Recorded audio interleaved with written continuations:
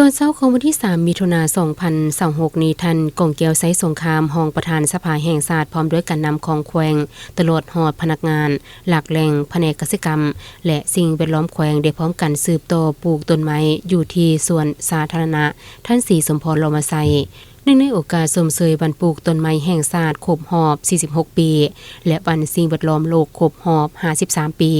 วันสิ่งแวดล้อมแห่งชาติครบรอบ 27 ปีสำหรับต้นไม้ที่นำมาปลูกในครั้งนี้แม่นเป็นประเภทต้นไม้ดูรวมทั้งหมดจำนวน3ต้น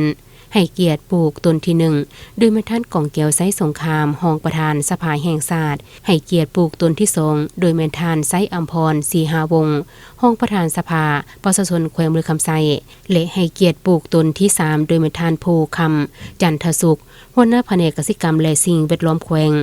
ท่านี้ก็เพื่อเนสาเหตุให้สถานที่ดังกล่าวซึ่งก็คือตัวเมืองปากสันกลายเป็นสีเขียวสะอาดงามตามีความยืนยงทางด้านสิ่งแวดล้อมและมีหลากหลายแนวพันธุ์ใหม่ที่สวยสดงดงามเนสาเหตุให้สถานที่ดังกล่าวซึ่งก็คือตัวเมืองปากสันกลายเป็นสีเขียวสะอาดงามตามีความยืนยงทางด้านสิ่งแวดล้อมและมีหลากหลายแนวพันธุ์ใหม่ที่สวยสดงดงามเนสาเหตุให้สถานที่ดังกล่าว